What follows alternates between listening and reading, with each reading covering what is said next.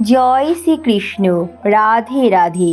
শিবরাত্রির দিন খিদেতে যতই কষ্ট পান না কেন, যাই হয়ে যাক, ভুল করেও মুখে তুলবেন না এই একটি ফল, এবং কারো হাত থেকে নেবেনও না এই ফলটি। তাহলে কিন্তু দেবাদিদেব মহাদেব আপনার উপর অত্যন্ত রুষ্ট হবেন।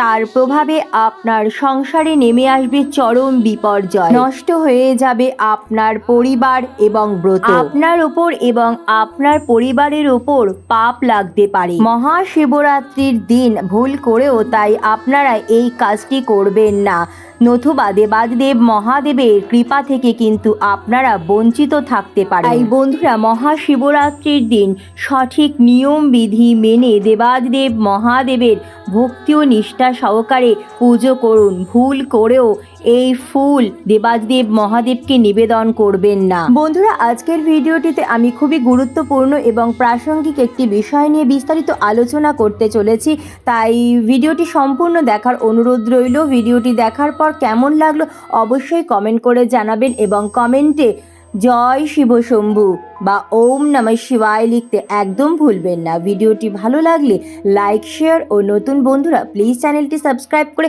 পাশে বেল বাটনটি অন করে নেবেন, যাতে আমার পরবর্তী ভিডিও নোটিফিকেশন খুব সহজেই আপনাদের কাছে পৌঁছে যায়। আর যে সকল বন্ধুরা অলরেডি চ্যানেলটি সাবস্ক্রাইব করে পাশে আছেন তাদের অসংখ্য ধন্যবাদ। তো চলুন বন্ধুরা, আসা যাক মূল পর্বে। চলছে ফাল্গুন মাস আর সামনেই আসতে চলেছে মহাশিবরাত্রি। শিব ভক্তগণ সারা বছর অধীর আগ্রহে অপেক্ষা করে থাকেন এই শিবরাত্রির জন্য। মহাশিবরাত্রির দিন এই 5টি ভুল কিন্তু আপনারা একদম করবেন না। এর ফলে কিন্তু আপনার জীবনে নানান বাধা বিপত্তি, আর্থিক সমস্যা, পারিবারিক কলহ, রোগ ব্যাধি দেখা দিতে পারে। শিবরাত্রির দিন দেবাদিদেব মহাদেব ও মাতা পার্বতীর পুজো কিন্তু শুভ সময়ের মধ্যেই করার চেষ্টা করবেন। চলুন বন্ধুরা, সবার প্রথম জেনে নেওয়া যাক এবছর অর্থাৎ 2025 সালে মহাশিবরাত্রি কবে পড়েছে। বাংলার 13ই ফাল্গুন 1431, ইংরাজি 26শে ফেব্রুয়ারি 2025 বুধবার দিন পড়েছে মহাশিবরাত্রি। শিব চতুর্দশী তিথি শুরু হচ্ছে ইংরাজির 26শে ফেব্রুয়ারি 2025, বাংলার 13ই ফাল্গুন 1431 সকাল 9:42 থেকে, এবং শিব চতুর্দশী তিথি সমাপ্ত হবে পরের দিন অর্থাৎ ইংরাজি 27শে ফেব্রুয়ারি 2025, বাংলার 14ই ফাল্গুন 1431 সকাল 8:31। যে কোনো ব্রত উপবাসের আগের দিন কিন্তু সংযম পালন করতে হয়, তাই মহাশিবরাত্রির আগের দিনও কিন্তু সংযম পালন করতে হবে এবং পরের দিন অর্থাৎ ব্রতের দিন সকাল থেকে নির্জলা উপবাস থেকে প্রহরে প্রহরে শিবলিঙ্গ অভিষেক করিয়ে 4 বারই ভক্তি ও নিষ্ঠা সহকারে শিবরাত্রির পুজো করে রাত্রি জাগরণ করে পরের দিন পারণ সম্পন্ন করে পারণে প্রসাদ গ্রহণ করে উপবাস ভঙ্গ করতে হবে। শাস্ত্রমতে মহাশিবরাত্রি ব্রতের এটাই নিয়ম, কিন্তু সকলের পক্ষে তো শারীরিক অসুস্থতার কারণে বা যে কোনো কারণেই হোক সারাদিন উপবাস থেকে প্রহরে প্রহরে শিবলিঙ্গ অভিষেক করিয়ে দেবাদেব মহাদেবের পুজো আরাধনা করা, তারপর রাত্রি জাগরণ করা হয়তো সকলের পক্ষে সম্ভব হবে না। সেক্ষেত্রে প্রথম প্রহরেই শিবলিঙ্গ অভিষেক করিয়ে ভক্তি ও নিষ্ঠা সহকারে শিবরাত্রির পুজো সম্পূর্ণ করে নিতে পারেন। আবার অনেকেই সকাল থেকে উপবাস থেকে বেলা 12টার পর শিবলিঙ্গ পঞ্চামৃত দিয়ে অভিষেক করিয়ে পুজো সম্পন্ন করে নেন। মনের ভক্তিটাই আসল, তাই আপনারা যদি মহাশিবরাত্রির দিন ভক্তি ও নিষ্ঠা সহকারে বাবা মহাদেবকে সামান্য গঙ্গা জল বা পরিষ্কার শুদ্ধ জল নিবেদন করে একটিমাত্র বেলপাতাও নিবেদন করেন বাবা মহাদেব, তাতেই আপনার উপর অত্যন্ত প্রসন্ন হবেন। মহাশিবরাত্রির দিন একদম বেশি বেলা করে ঘুমোবেন না, খুব সকাল সকাল পারলে ব্রাহ্ম মুহূর্তে ঘুম থেকে উঠুন। ঘুম থেকে উঠে বাসি বিছানায় বসে হাত জোর করে মনে মনে দেবাদিদেব মহাদেবকে স্মরণ করে প্রণাম জানিয়ে দিনটি শুরু করুন।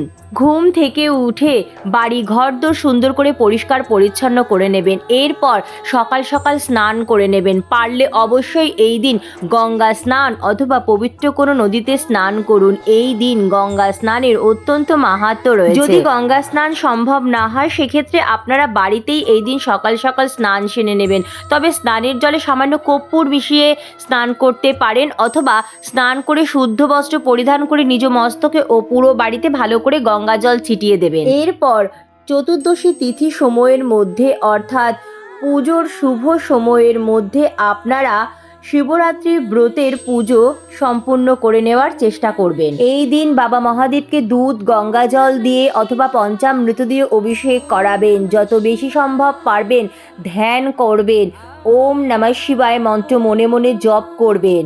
চলুন বন্ধুরা, এখন জেনে নেওয়া যাক মহাশিবরাত্রির দিন কোন ভুলগুলি একদম করা উচিত নয়, যাতে দেবাদেব মহাদেব আপনার উপর অত্যন্ত ক্রোধিত হয়ে যেতে পারে। মহাশিবরাত্রির দিন যাই হয়ে যাক, আপনারা ভুল করেও কিন্তু এই দিন বাড়িতে আমিষ জাতীয় খাবার আনবেন না বা রান্নাও করবেন না। আমিষ জাতীয় খাবার বলতে মাছ, মাংস, পেঁয়াজ, রসুন, ডিম, মুসুরির ডাল এরকম জাতীয় খাবার। যিনি মহাশিবরাত্রি ব্রত পালন করবেন তিনি তো উপবাস থাকবেনই, কিন্তু বাড়ির অন্যান্য সদস্যরাও কিন্তু এই দিন নিরামিষ আহার গ্রহণ করবেন।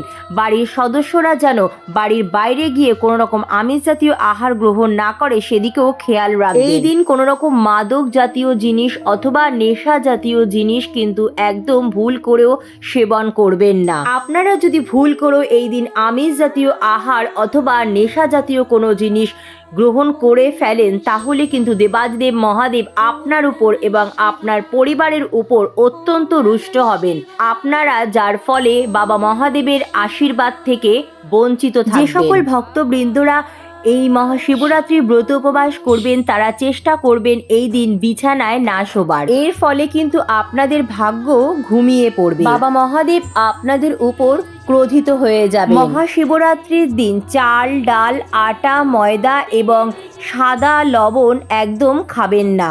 এই দিন আপনারা সাদা নুনের পরিবর্তে সন্দক লবণ ব্যবহার করতে পারেন। মহাশিবরাত্রির দিন ভুল করেও কিন্তু কালো রঙের কোনো বস্ত্র পরিধান করবেন না। যত পারবেন এই দিন সাদা, গেরুয়া, লাল, সবুজ রঙের বস্ত্র পরিধান করার। এই সকল রঙগুলি দেবাদেব মহাদেবের অত্যন্ত প্রিয়, তাই অত্যন্ত শুভ রং হিসাবে মানা হয়। মহাশিবরাত্রিতে ব্রহ্মচর্য পালন করা উচিত, তাই এই দিন স্বামী স্ত্রী কোনো রকম শারীরিক সম্পর্ক করবেন না, এতে বাবা মহাদেব অত্যন্ত রুষ্ট হয়ে যেতে পারে। এই দিন যতটা পারবেন নিজ সাধ্য সামর্থ্য মতো অসহায় গরিব দুঃখী মানুষকে দান করুন। এই দিন অসহায় গরিব দুঃখী মানুষকে অন্ন, বস্ত্র, খাদ্য দিয়ে সাহায্য করতে পারেন। তবে খেয়াল রাখবেন আপনাদের পুরনো ব্যবহৃত পোশাক অসহায় গরিব দুঃখী মানুষকে এই দিন একদম দান করবেন না, এবং তার সাথে সাথে বাসি বা আগের দিনের তৈরি আমিষ জাতীয় খাবার কিন্তু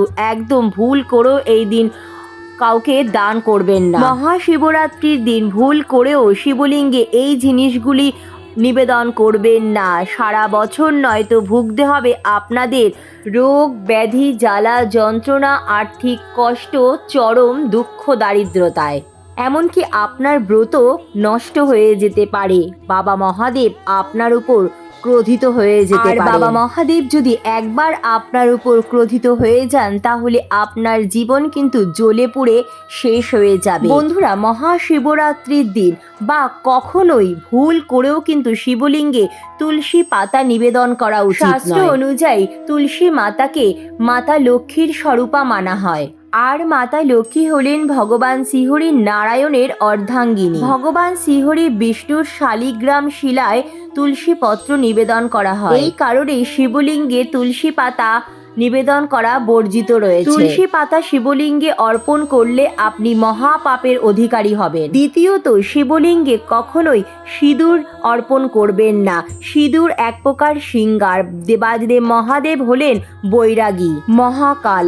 ঠিক এই কারণেই শিবলিঙ্গে কখনোই সিঁদুর অর্পণ করা উচিত নয়। এই দিন শিব পুজোতে ভুল করেও কিন্তু হলুদ অর্পণ করবেন না। সমস্ত দেবদেবীর পুজোতে এছাড়া যে কোনো শুভ অনুষ্ঠানে কিন্তু হলুদের প্রয়োজন হয়, কিন্তু বিনাশের দেবতা বাবা মহাদেবকে কিন্তু কখনোই হলুদ অর্পণ করা উচিত, কারণ হলুদ হলো সৌভাগ্যের প্রতীক। শিবলিঙ্গে কখনোই ভুল করেও কেতকী ফুল নিবেদন করা উচিত নয়, কারণ পৌরাণিক কাহিনী থেকে জানা যায় এই কেতকী ফুল একবার ব্রহ্মার মিথ্যে কথার সাথে সাহায্য দিয়েছিল। এই কথা জানার পর বাবা মহাদেব কেতকী ফুলকে অভিশাপ দিয়েছিলেন এবং তাই বাবা মহাদেবের পুজোতে কেতকী ফুল কখনোই ব্যবহার করা উচিত নয়। শাস্ত্র মতে জানা যায় শিব পুজোতে কিন্তু কখনোই নারকেলের জল ব্যবহার করা উচিত নয়, তাই শিবলিঙ্গে কখনোই নারকেলের জল ব্যবহার করবেন না। শিবলিঙ্গে কখনোই শঙ্খের জল দ্বারা অভিষেক করা উচিত নয়। পৌরাণিক কাহিনী থেকে জানা যায়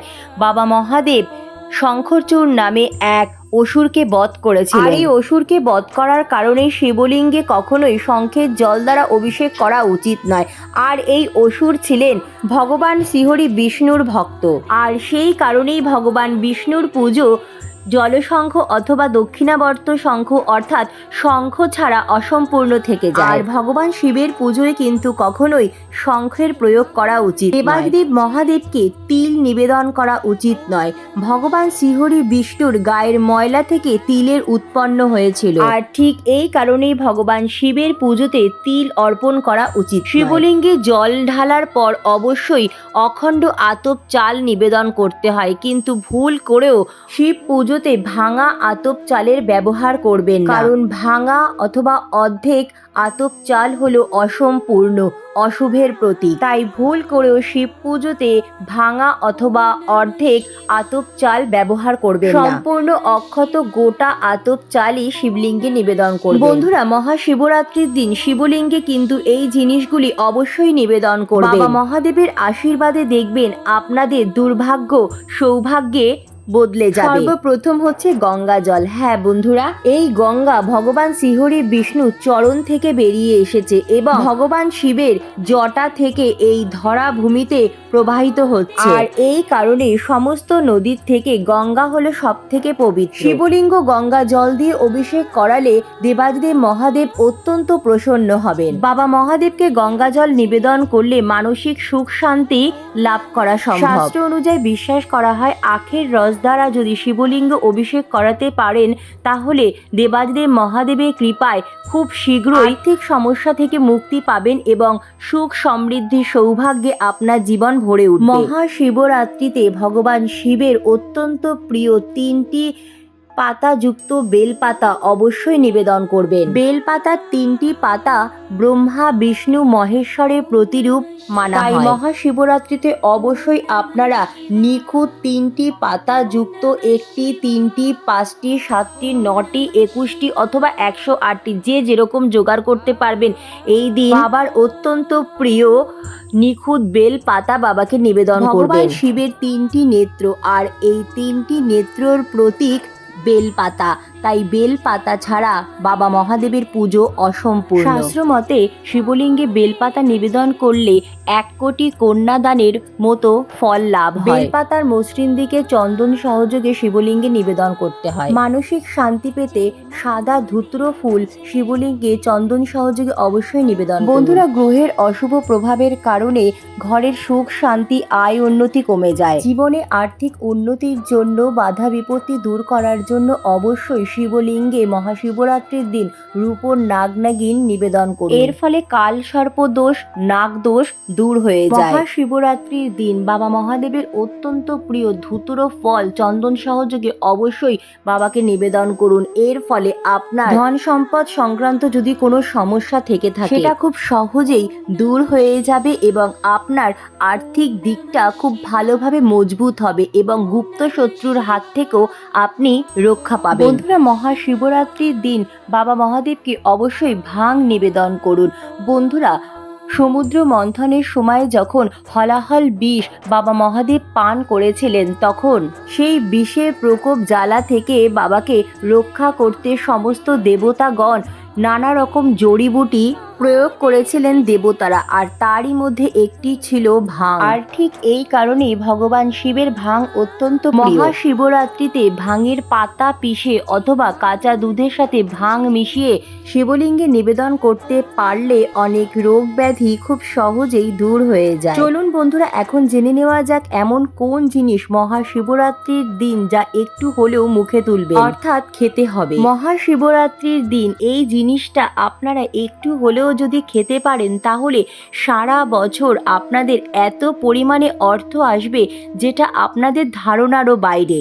মহাশিবরাত্রিতে আপনারা যদি বেল পেয়ে যান তো খুবই ভালো, কারণ বাবা মহাদেবের বেল ফল অত্যন্ত প্রিয়, তাই বাবাকে অবশ্যই এই দিন বেল নিবেদন করুন এবং তারপর সেই বেল ফল প্রসাদ স্বরূপ আপনারা সকলে গ্রহণ করুন। মহাশিবরাত্রির দিন বাবা মহাদেবের প্রসাদী এই বেল ফল আপনারা যদি একটু হলেও খেতে পারেন, তাহলে আপনার গৃহ সারা বছর সুখ শান্তি অর্থ সৌভাগ্যে ভরে উঠবে, অর্থ আগমনের নতুন নতুন পথ তৈরি হবে। সদা সর্বদা আপনার পরিবারের উপর বাবা মহাদেবের অসীম কৃপা বজায় থাকবে। বন্ধুরা, একান্তই যদি আপনারা এই দিন বেল ফল না পান, সেক্ষেত্রে আপনারা এই দিন কুল নিবেদন করতে পারেন বাবা মহাদেবকে এবং সেই কুল পুজোর পর প্রসাদ হিসাবে আপনি এবং আপনার পরিবারের সকলেই একটু হলেও সেই প্রসাদ গ্রহণ করবেন। এই প্রসাদ গ্রহণ করলে কিন্তু আপনার ব্রত সম্পূর্ণ হয়ে যাবে। শিবরাত্রির দিন সবুজ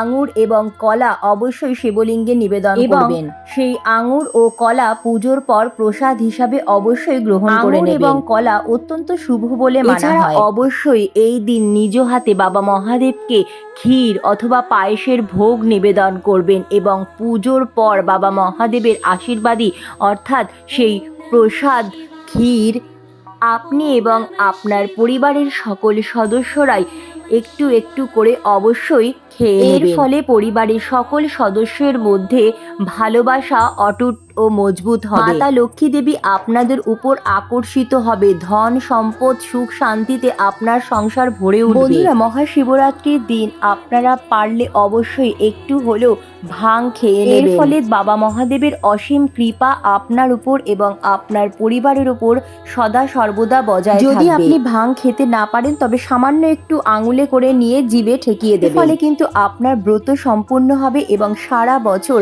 দেবাদেব মহাদেবের আশীর্বাদ আপনার উপর এবং আপনার পরিবারের উপর বজায় থাকবে। মহাশিবরাত্রির দিন আপনারা যে ফলটি ভুল করেও খাবেন না, তা হচ্ছে নারকেল। নারকেল সমুদ্র মন্থন থেকে উৎপত্তি হয়েছিল, আর নারকেলের প্রতিরূপ হচ্ছেন মা লক্ষ্মী। তাই মহাশিবরাত্রিতে আপনারা যদি শিবলিঙ্গ নারকেলের জল দিয়ে অভিষেক করান অথবা শিব পুজোতে নারকেল ফল নিবেদন করেন, তবে মাতা লক্ষ্মীকে দেবাদিদেব মহাদেবের কাছে তুলে দেওয়া হয়।